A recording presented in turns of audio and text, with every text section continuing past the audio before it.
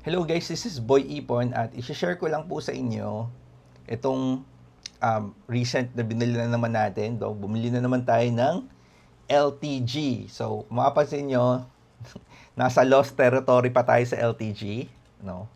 Pero yun nga, we are negative 138 pesos sa LTG. Pero yun nga, we're buying this because of the dividends. No? Um, Binibili natin to kasi yung dividend na ibibigay sa atin in the future, not really the price appreciation. At we're buying in retail, no? Pa-retail lang ng 100 shares, 100 shares, 100 shares, 100 shares. So, ang total na natin na nabili is 5,915 pesos ng Lusutan Group.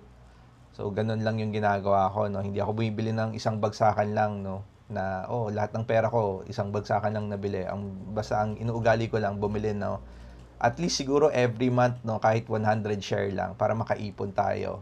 Kasi ang goal naman natin dito pag matagalan eh. So, we are just cost averaging yung pagbili natin para hindi natin maramdaman yung akyat baba ng presyo kasi syempre pag bumili ka ng isang one time lang, kunyari isang buwan lang, tapos ipabili mo lahat ng pera mo, maapektuhan ka ng taas baba na presyo.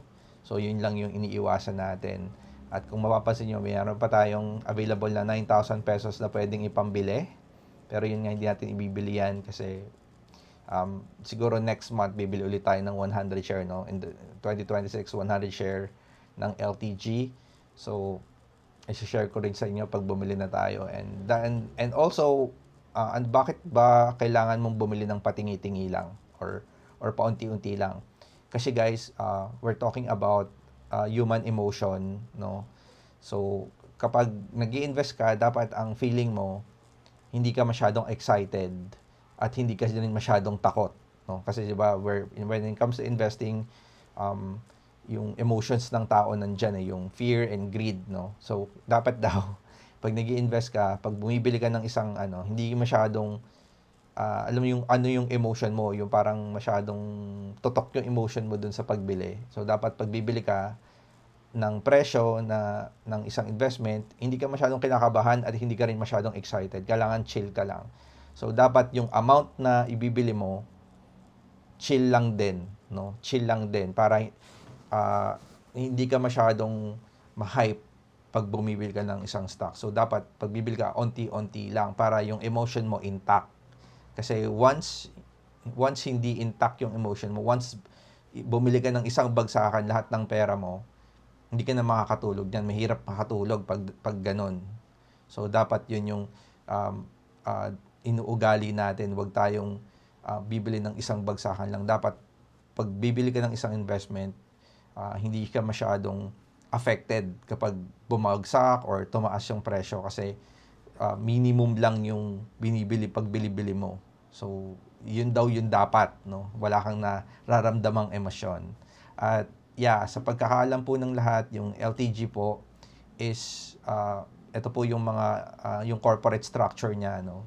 Ito yung mga pagmamay-ari ng Lusutan Group. Bakit sila nakakapagbigay ng dividends, no? Ito yung kumpanya nila. So, isa-isahin natin, they are owner of the Fortune Tobacco Corporation, yung Fortune, alam niyo naman siguro yan. And then, they also have stake sa Philip Morris, yung sigarilyo. Tsaka yung Asia Brewery and Tanduay, alam niyo naman siguro yung Tanduay. And then, meron ding bangko, and then meron ding real estate, tsaka consumer, yung Victoria's Milling Company. So, ayan, meron silang real estate, yung Eton Centris, and then itong Philippine National Bank, yung PNB, sa kanila din yon, no? 56% nasa LTG. Pero yung Tanduay yung sa kanila lahat 100%.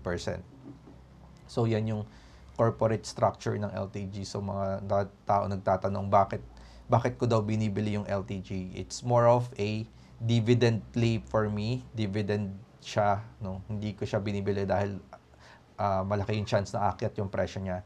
More of a dividend play lang, lalo na ngayon sa Philippine stock market na hindi mo alam kung aakyat o bababa. So, more of magbodega ka na lang kahit paunti-unti ng mga companies na nagbibigay ng dividend kagaya ni LTG at ni REITs, yung mga REITs, no. So next year bibili din tayo ng REITs, yung bibili natin. So yun.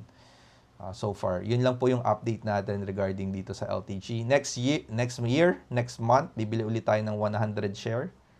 Dadagdagan natin to ng 100 shares, so magiging 7,000 na to, no? Yung total na share natin, no? So yun lang po guys. I hope you like this video and subscribe to my channel if you want to have updates in the future po. Thank you so much.